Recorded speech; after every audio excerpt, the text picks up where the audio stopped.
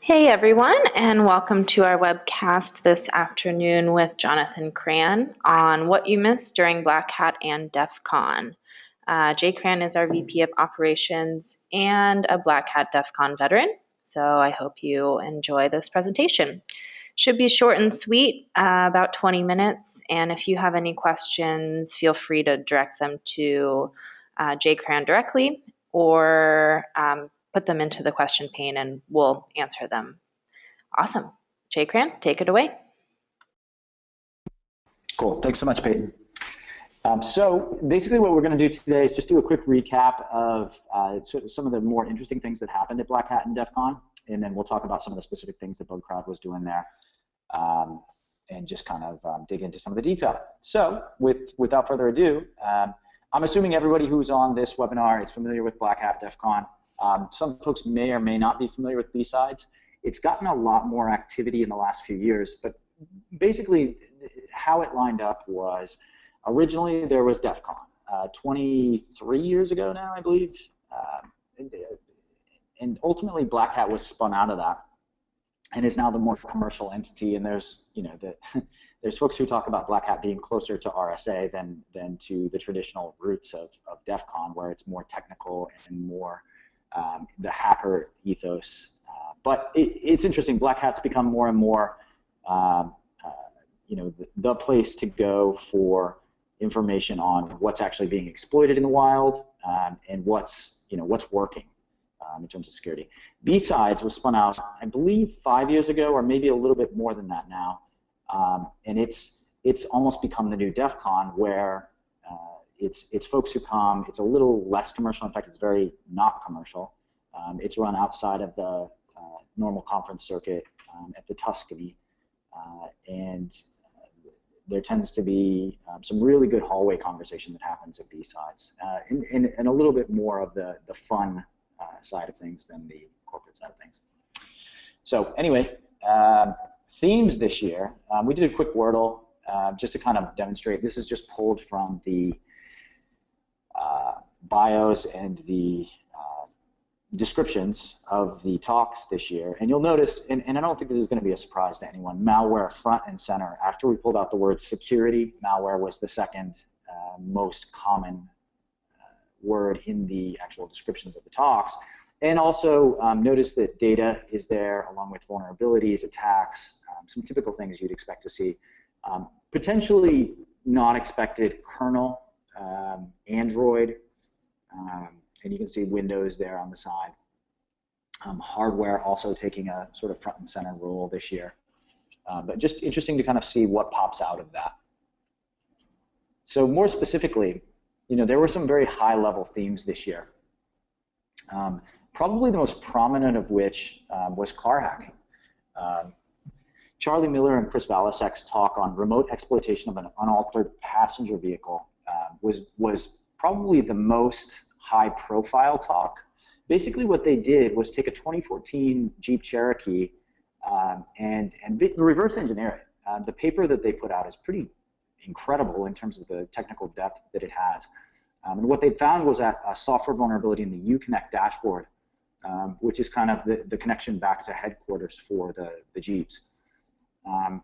And what they ended up doing was being able to take control of the device and actually use it to control the car's brakes. And there were several news articles about this at the time, and it just caught the attention and I think the imagination of a lot of people. And more to the point, it is perhaps the first time that it's become clear that cars are in the same condition as every other device connected to the internet. It's interesting. Chrysler immediately issued a recall for 1.4 million Jeeps, and it looks like pretty much every Chrysler model is affected by the same vulnerability. So there's a lot more than 1.4 million cars out there that are affected by this. They actually shipped out a USB device to the affected owners, and don't have a way to issue updates for the device. So here we are in a situation in 2015 where you've got a device connected to the internet that can't do automatic updates. Pretty incredible. Also interesting, they actually, Chrysler, and this is pretty great actually, it looks like they were able to filter commands sent to the Jeeps over the Sprint network, and so that may effectively help mitigate this issue in practice. So we're kind of hoping that is a valid fix for this particular issue. More to come on this. Also interesting, Tesla. Similar situation where there was a presentation given at Black Hat talking about vulnerabilities in Teslas, and immediately they shipped the device out to the cars because they have automatic updates built into them. So you kind of see the trend here of building automatic updates into cars. They also, surprise, surprise, run a bounty on Bugcrowd and increase their top rewards to $10,000 over Black Hat, which was pretty awesome and pretty exciting for us. They, I believe, are the top paying bounty on Bugcrowd right now, and you can find that at bugcrowd.com/Tesla. And cars, the battery packs, everything, I believe, is in scope for that. Check the bounty brief for the latest details, but you'll see, interestingly, they've included some of the hardware devices as well. Another interesting trend here, mobile bugs. We've been seeing for the last few years mobile taking a front and center role in the security researchers' purview, and ultimately this year Android was the most prominent in discussions, and there were two major issues that were disclosed at Black Hat. One of those from Joshua Drake, a researcher at Imperium. What he did was take a look at the Stagefright library, which is built into Android. It's a media playback engine that ultimately is built in native code, and so it's in Android 2.2 or higher, and it looks like this affects about 95% of the 1 billion Android devices out there. Really, all you need to do is ship an MMS message to a device, particularly if it's running Google Hangouts. The media message will display automatically, and you're able to gain remote control of the actual Android device, which is frightening at best.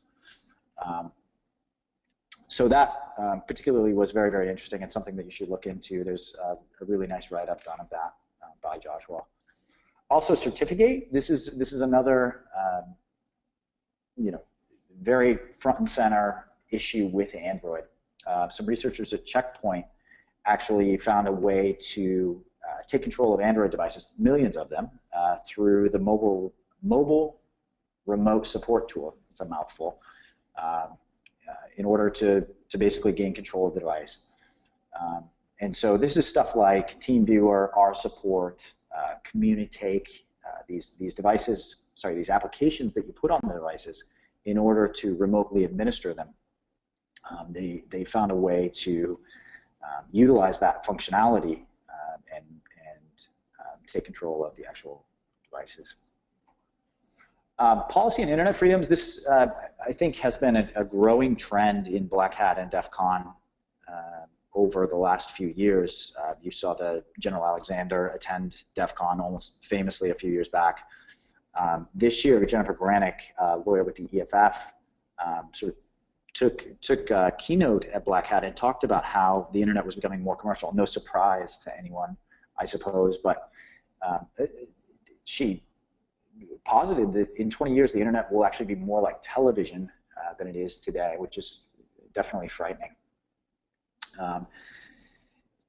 There's already sort of a trend toward centralization or balkanization of services and functions on the internet. Think about how many of us use Gmail today versus actually running our own email server as we did 10 years ago. Everybody uses Facebook, and it's even true for corporate America as well. I mean, think about how many folks use hosted antivirus these days. Postini, bought by Google, Microsoft's filtering services as well. They're basically all running through the same servers. So centralization is generally bad, as Granick pointed out, and she even said that it's the golden age of surveillance. We have governments sort of almost forcing us to hand over encryption data. You have the NSA actively hacking into Web 2.0 companies. This is it's a very critical time for the internet, and ultimately governments are focused on the short term instead of the long term of the bigger picture of the internet.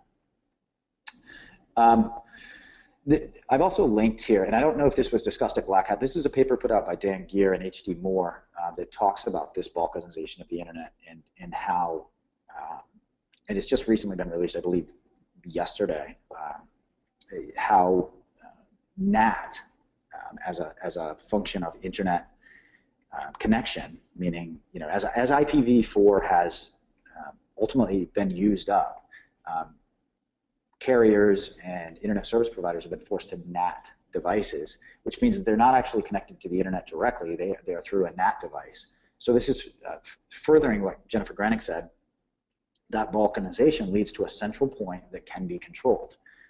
And as folks interested in the future of the internet and freedom of communication, this is something we need to pay very close attention to, and something that will effectively determine the future of not only the internet but the world. Free communication is very, very important for growth. You know, a final trend, and something that, you know, probably is no surprise to anybody, threat intel and malware analysis sort of taking front and center again, as researchers, you know, focus on learning more about black hat techniques, learning more about what's actually happening on the internet in terms of exploitation.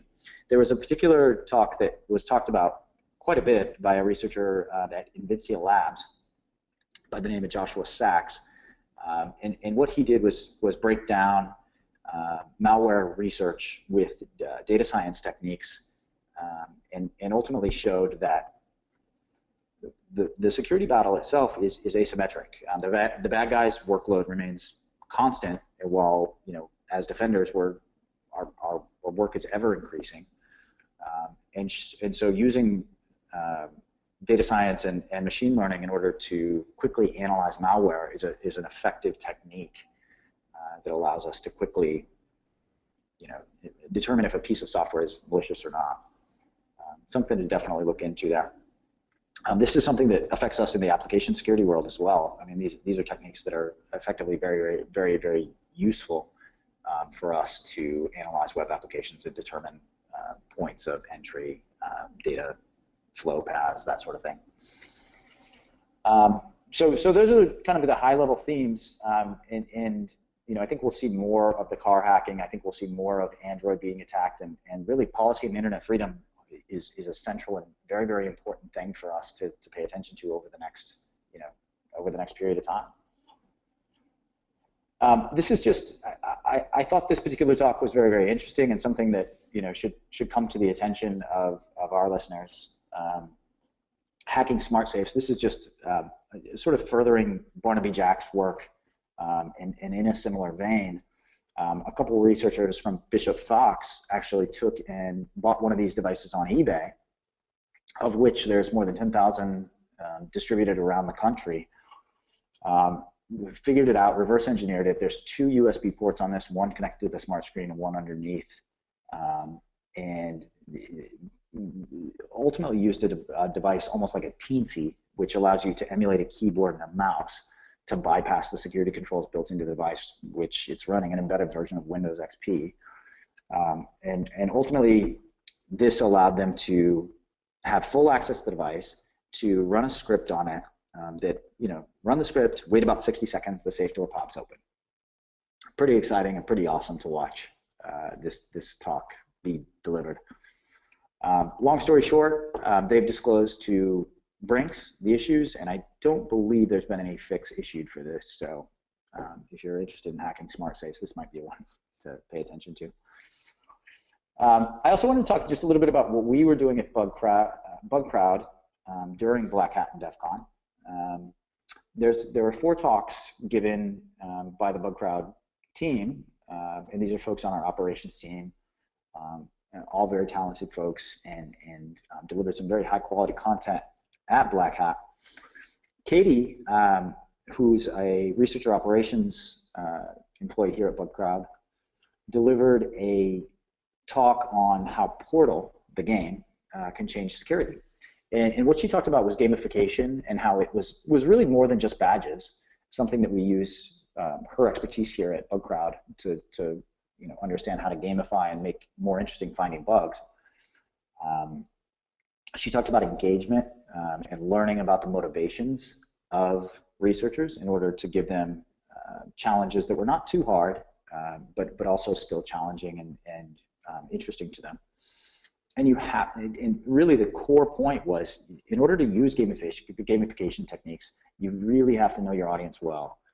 Otherwise, the efforts can fall flat. Kimberly's talk on stranger danger talked about how third-party libraries require active vulnerability management, and how third-party code can expose your organization to a multitude of issues, and how it's very, very important to pay attention to the third-party libraries that you use, and how you should pay attention to vendor responsiveness when integrating libraries. So something to pay attention to. And I believe Kimberly's already delivered a webinar on these talks here at Bugcrowd, so check that out if you're interested. Her second talk, Hi, this is Urgent, K-Please Fix, was kind of a funny title to talk about how bug bounties generate high severity vulnerabilities and deliver, honestly, real value that improves application security for companies of all sizes. And, you know, ultimately, Kimberly, myself, Jason, Katie, we all have a deep level of experience in running bounties, and how we influence signal and noise is potentially useful to the larger community. There was a report that was delivered just before Black Hat called The State of Bug Bounty by us here at Bugcrowd, and something that you should look into if you're interested in running a bounty at all. And what Kimberly disclosed in this talk was how we're encouraging skilled researchers to find issues in applications running bounties. Interesting stuff. Jason delivered a talk called How to Shop Web, which he collected his methodology, and Jason's been pen testing and delivering application security assessments for some time. Jason's our technical operations director. He ultimately put together a methodology that was very, very successful for him in becoming Bugcrowd's top researcher before he joined Bugcrowd. And there's some techniques in there, finding subdomains, finding things that would otherwise not be available to researchers or otherwise not be exposed to them quickly, how to find logic flaws, access control bugs, and honestly, this presentation itself is packed with tools, and something that you should look into if you're doing any sort of bounty hunting. We also have put together a webinar on that that's available on bugcrowd.com.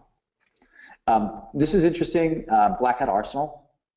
So there was Black Hat Arsenal, if you're not familiar with it, is basically a collection of folks who get together. It's run by ToolsWatch, at ToolsWatch on Twitter. And he brings together a group of 50 or 60 folks who demonstrate and demo tools live on stage for folks. And so there's, at any given time, 10 or 15 folks demoing tools around a big room where you can walk around and actually watch the demos. And this is something where Jason Haddix, he presented a tool here called Seclist. And what Seclist is ultimately a collection of very useful strings and payloads for application security tools, things like XSS payloads, SQL injection payloads, word lists for brute forcing, that sort of thing. Absolutely check that out if you haven't seen it yet. Very, very useful for application security testing. Another interesting one, there's a tool called CapTipper. CapTipper, what it allows you to do is take a PCAP and reverse engineer it to actually what happened. So it emulates a web server and allows you to interact with that web server in order to reverse engineer a piece of malware being delivered. Very, very cool, very, very interesting to demo, and if you're doing any sort of incident response, something you should absolutely check out. I myself delivered a tool called Intrigue, something I've been working on for a few years, that allows security researchers to do open source intelligence very quickly, very easily, and deliver sort of high quality, quickly gathered results for open source intelligence.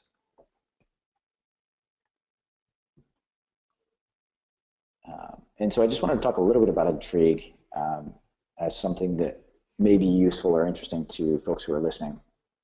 It's a new tool. It's an API-first framework for intelligence gathering. What it is, ultimately, is a framework sort of like Metasploit that provides an API and allows you to quickly do open source intelligence or to gather information about attack surface. And so the architecture looks something like this. You can see here it's built on top of Redis, some modules that do things like brute force subdomains that do nmap scans, do search engines, that sort of thing. And this was Jason actually integrated this into his talk as well, and so you can see a little bit more about it in there. One of our interns, Ben, actually used the tool to brute force subdomains on all of the public bounty programs. So some interesting results came out of that. Something we called a MAPS project. More to come on that. And I thought I'd give just a very brief demo of Intrigue just for interested parties. So bear with me for 1 second. I'll just set this up.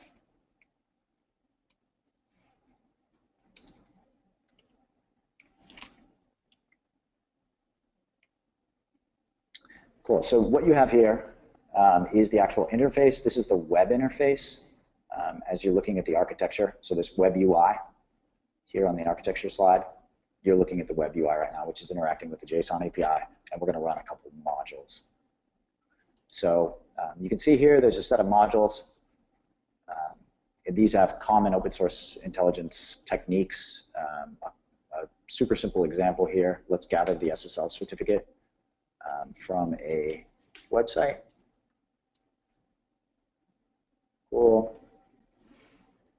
And you can see here what happened was, you can read this log and it'll give you all the details if you'd like, but you can see here it gathered from the SSL certificate that the site's running on WordPress.com, which is absolutely true. If you click this DNS record, you can click here, you see that it reloads this and now filters based on what other techniques you can use to dig into it. So if you wanted to, you could nmap scan, you could whois. In fact, let's run a whois.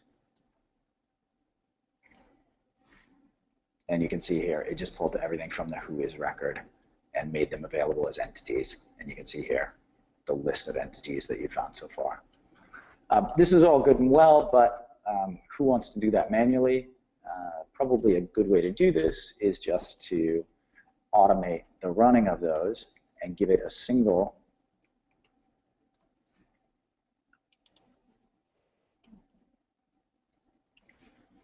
entity to work from. So what this is going to do is actually run a series of techniques, these individual modules, against bugcrowd.com, and because it's a DNS record, it's going to choose appropriate modules for that particular entity type. And we're only going to recurse to depth 3 because we don't want it to scan the entire internet. So if you kick that off, you can see here what it's actually doing is starting a scan. It then starts a lookup. It finds an IP address, looks that up in reverse, which finds the same IP address, and then runs a whois on that. And what it's actually doing is recursively running tasks and presenting you with a list of everything that it finds. Now, it's smart enough to not scan the entire internet if it gets a net block of size, a certain size or bigger. It just won't recurse into it, which is a good thing. We don't want it scanning the entire internet. But this gives you a very basic demo of finding attack surface with Intrigue. It gives you the ability to configure certain APIs, that sort of thing. It's alpha phase. It's available on GitHub, and you can find all the details at this particular address, intrigue.io. Cool. That's a quick wrap on the most important things that kind of happened at Black Hat, something to pay attention to, and pay attention to the blog at bugcrowd.com if you want to see more about this type of stuff. Thanks so much.